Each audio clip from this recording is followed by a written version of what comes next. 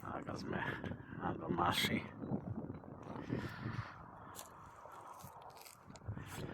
Hore je cesta. Niekde, ak vidíte, tu začínala voda.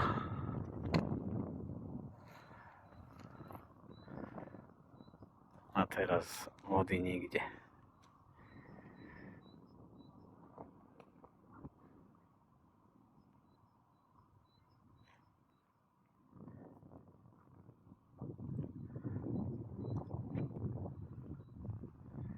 Strašné, tam niekde vzadu je Valkov, Tišava.